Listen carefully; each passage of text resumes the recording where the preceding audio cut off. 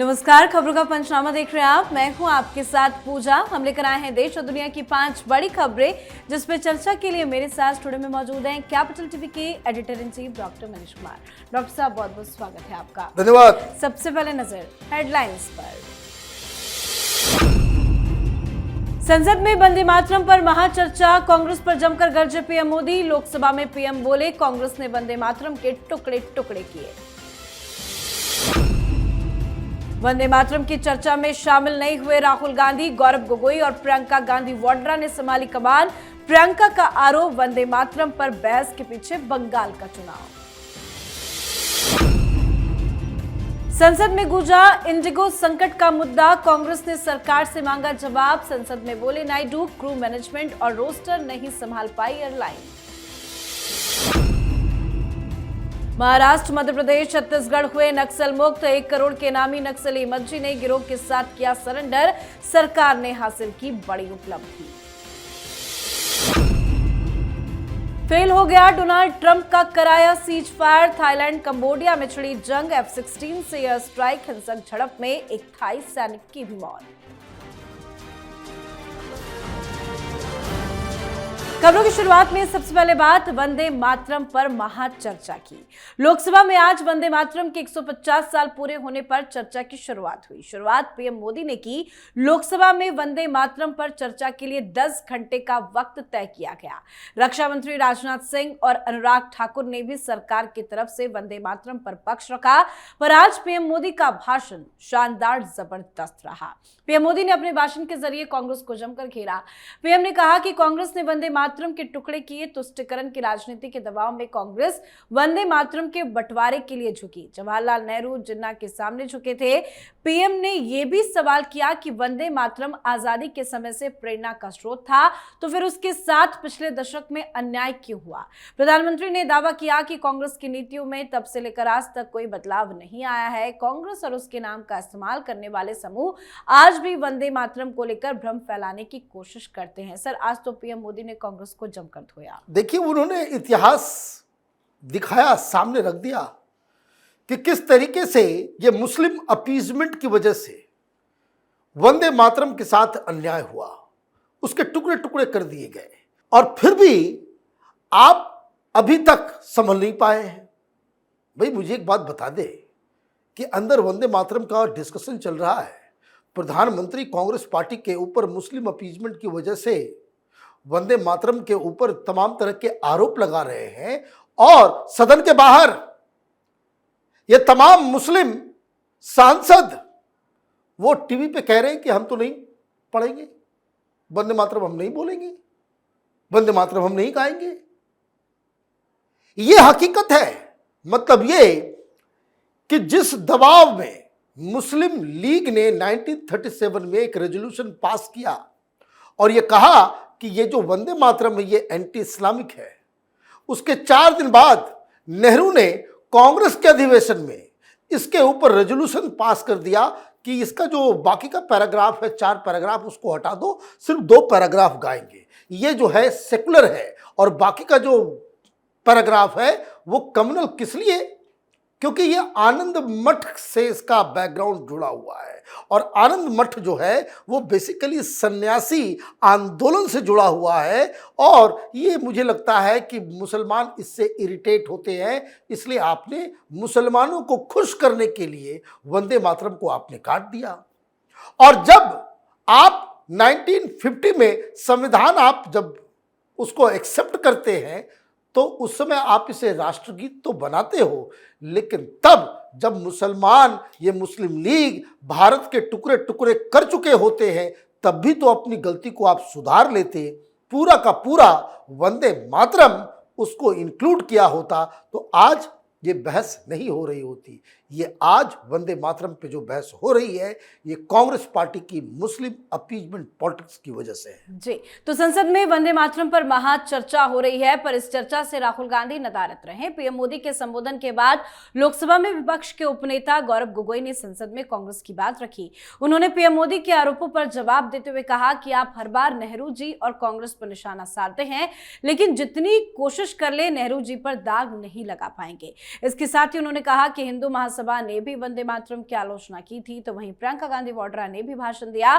प्रियंका गांधी ने सवाल पूछा कि ये गीत 150 साल से देश की आत्मा का हिस्सा है, 75 सालों से लोगों के दिल में बसा है, फिर आज इस पर बहस क्यों हो रही है।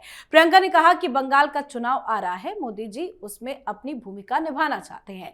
तो वहीं अखिलेश यादव ने कहा कि जिस वंदे मातरम ने आजादी के आंदोलन को जोड़ा, आज के दरारवादी लोग उसी से देश को तोड़ना चाहते हैं। वंदे मातरम गाने के लिए नहीं बल्कि निभाने के लिए है। सर, आज राहुल गांधी क्यों नहीं चर्चा में शामिल हुए? क्यों वो वंदे मातरम का अपमान कर रहे हैं? भाई राहुल गांधी वंदे मातरम गा भी सकते हैं क्या? उनको लिख करके दे दीजिए, वो पढ़ नहीं सकेंगे। लिख करके, याद तो छोड़ दीजिए, लिख करके दे दीजिए, वो नहीं पढ़ सकेंगे। वो तो नॉर्मल हिंदी नहीं पढ़ सकते, तो उन्होंने अपनी बहन को आगे कर दिया। वो आते ही वो कह रही है कि मुझे समझ में नहीं आ रहा है इसके ऊपर बहस क्यों हो रहा है, ये टाइम की बर्बादी है। भाई टाइम की बर्बादी है, बहस क्यों हो रहा है? आपको समझ में नहीं आ रहा तो फिर बहस में आप हिस्सा क्यों ले रही हो? हिस्सा नहीं लेना चाहिए था। और ऊपर से आप जो है उल्टा पुल्टा इतिहास बता करके प्रॉपर उन्होंने बता दिया कि राहुल गांधी की ओरिजिनल बहन है ये, और दिमागी स्तर जो है बिल्कुल भाई बहन का बराबर है। कांग्रेस पार्टी की मति मारी गई है। प्रधानमंत्री मोदी के भाषण के बाद आप गौरव गोगोई को उतार दोगे?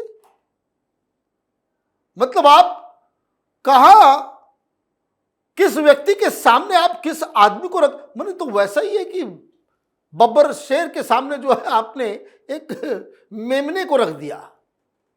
तो पॉलिटिकली कोई मतलब बना नहीं। प्रियंका वाड्रा जब बोली, देखिए बीजेपी की प्लानिंग है, प्रियंका वाड्रा बोली, उसके फौरन बाद राजनाथ सिंह को आपने खड़ा कर दिया। तो ये मैनेजमेंट पॉलिटिक्स का हिस्सा होता है।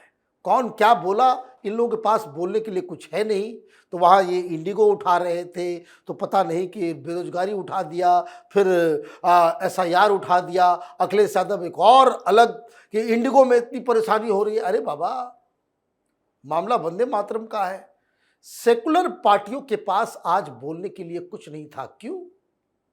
एक बात समझ लीजिए, उन तमाम हिंदुओं को बताइए जाकर कि जो सेकुलरिज्म का अफीम चाट के उल्टे पुल्टे दिमाग में ख्याल रखते हैं। आज मौका था विपक्ष के पास कि अपने मुस्लिम सांसदों को सामने रखते। कांग्रेस पार्टी की तरफ से कोई मुस्लिम सांसद बोलता और ये कहता कि हमारे देश की शान है ये वंदे मातरम, आजादी के दीवानों के रगों में था वंदे मातरम। कोई आया? एक भी मुसलमान सांसद किसी भी सेकुलर पार्टी की तरफ से बोल पाया? नहीं। यही बताता है कि ये लोग वही गलती कर रहे हैं जो नेहरू ने की कि आप you succumb to the pressure of Muslim League. Muslim League के सामने आपने घुटने टेके, बंटवारा हुआ। आज इन जिहादियों के सामने आप घुटने टेक रहे हो। वो तो सरकार तुम्हारी नहीं है। लंबे समय तक तुम्हारी सरकार रहती, भारत का फिर से वही हश्र होता। जी, तो लोकसभा में आज वंदे मातरम पर चर्चा की शुरुआत हुई, तो वहीं इंडिगो एयरलाइंस से जुड़े संकट को लेकर संसद में भारी हंगामा भी हुआ। विपक्षी पार्टियों ने इस मामले को गंभीरता से उठाया। कांग्रेस ने कहा कि सरकार को संसद के पटल में यह बताना चाहिए कि संकट का समाधान करने की दिशा में सरकार क्या कदम उठा रही है। तो वहीं नागरिक उड्डयन मंत्री राम मोहन नायडू ने राज्यसभा में कहा कि इंडिगो में हाल की उड़ानें रद्द होने का कारण एयरलाइन के भीतर की आंतरिक समस्याएं थी। उन्होंने कहा कि सरकार यात्रियों, पायलटों और क्रू की सुरक्षा से कोई समझौता नहीं करेगी और ये बात सभी एयरलाइनों को साफ तौर पर बता दी गई है। मंत्री ने यह भी बताया कि इंडिगो को अपने क्रू मैनेजमेंट और रोस्टर को सही तरीके से संभालना चाहिए था, लेकिन आंतरिक जटिलताओं के कारण बड़ी परेशानियां पैदा हुई है। सर, इंडिगो संकट पर तो सरकार एक्शन ले रही है, अपडेट भी दे रही है, लेकिन विपक्ष इस पर अब राजनीति क्यों कर रहा है? विपक्ष ने सही बात उठाया है। भाषण कब तक देते रहोगे भाई उड्डयन मंत्री? एक्शन कहां है?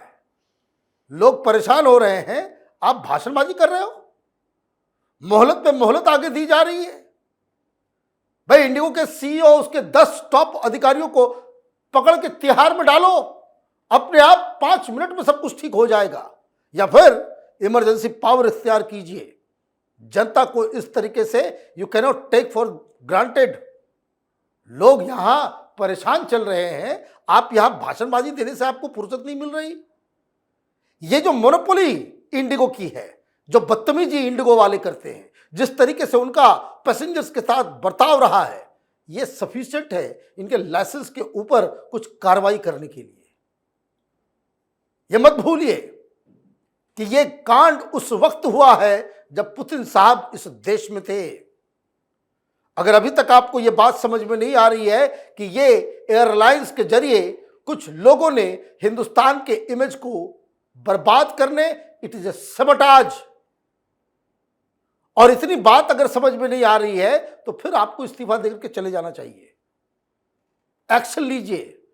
देश की जनता इस तरह के मौके पे सरकार से टफ और क्विक एक्शन का उम्मीद रखती है।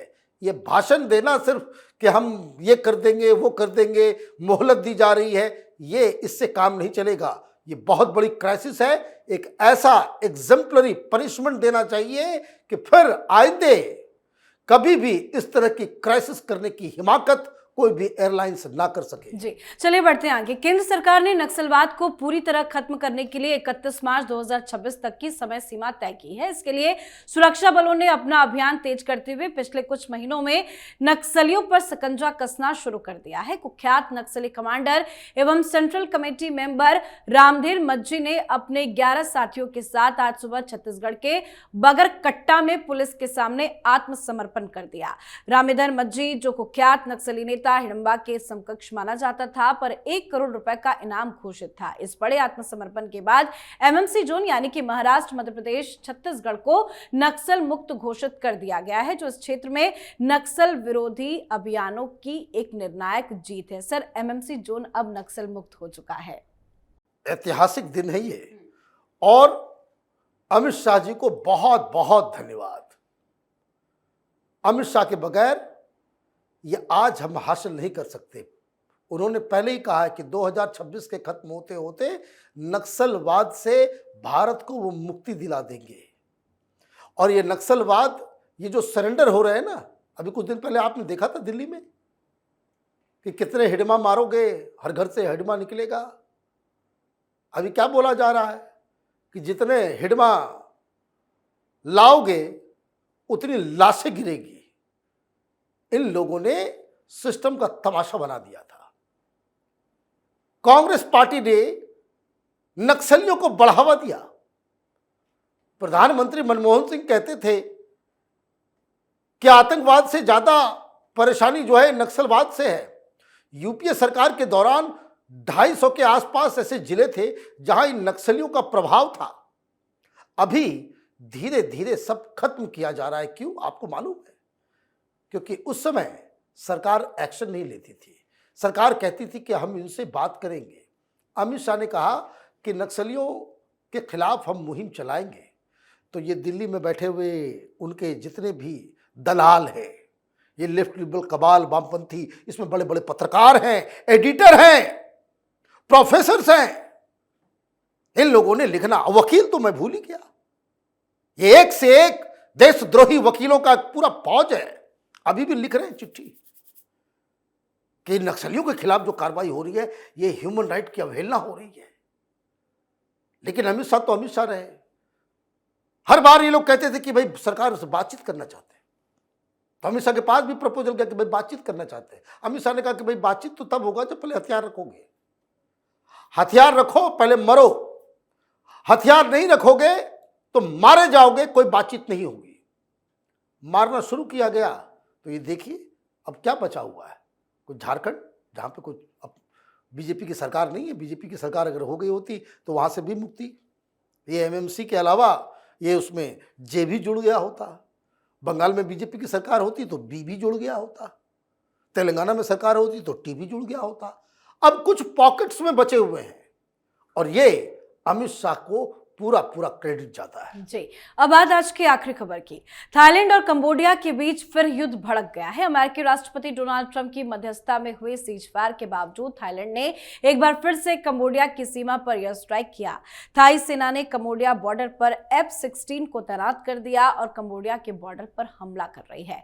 कंबोडिया ने कहा कि फिलहाल उसमें कोई जवाबी हमला नहीं किया है, जबकि थाईलैंड ने दावा किया कि कंबोडिया की सेना ने उसके नागरिक इलाकों की ओर BM-21 रॉकेट दागे थे। एक थाई सैनिक के मौत की भी खबर सामने आ रही है। तनाव काफी बढ़ता नजर आ रहा है। सर, ये तो युद्ध भड़कता दिखाई दे रहा है। डोनाल्ड ट्रंप ने जो मध्यस्थता की थी वो तो धरा का धरा। मुझे तो आप जब पढ़ रही थी तो मुझे वो तस्वीर याद आ रही थी कि एग्रीमेंट का साइन लेकर के ट्रंप जो है वाहवाही कर रहे थे कि हमने 8वीं लड़ाई रुकवा दी।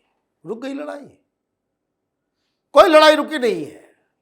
इंडिया पाकिस्तान रुकवा दिया, एक कंबोडिया थाईलैंड को नहीं रुकवा सके तुम। और अभी देखते जाइए, वो जितने युद्ध को रोकने की उन्होंने बात की है, हर जगह युद्ध शुरू होगा। हर जगह युद्ध रुक गया क्या? गाजा, इजराइल, भाई कल कार्रवाई हुई इजराइल की तरफ से। वो सुरंग के अंदर फंसे हुए थे 60-70 हमास के आतंकी, मारे गए सब। उसी तरीके से अजरबैजान, आर्मेनिया में भी ये लड़ाई तो अपनी जगह पे वो खत्म नहीं होने वाली है। जैसे हिंदुस्तान पाकिस्तान है, वैसे ही कंबोडिया थाईलैंड का है मसला। थाईलैंड के पास एयर पावर तगड़ा है, F-16 उसके पास है। खबर आई कि भाई गोलीबारी हुई है, एक सैनिक मारा गया, उन्होंने सीधे एयर स्ट्राइक कर दिया। और ये अभी थमने वाला नहीं है। सवाल डोनाल्ड ट्रंप की साख की है।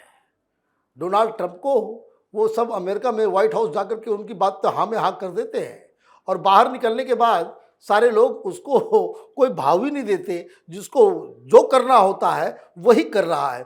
तो ये लड़ाई अपनी जगह पे है। It's a huge embarrassment for Donald Trump. इसलिए बड़बोलापन राजनीति में खतरनाक होता है। जी, बहुत बहुत धन्यवाद सर समझाने के लिए। धन्यवाद। तो खबरों का पंचनामा में आज के लिए फिलहाल इतना ही। देश विदेश की बाकी खबरों और उनके सटीक एनालिसिस के लिए देखते रहिए कैपिटल टीवी। हमें लाइक कीजिए, शेयर कीजिए और कैपिटल टीवी को सब्सक्राइब कीजिए। नमस्कार।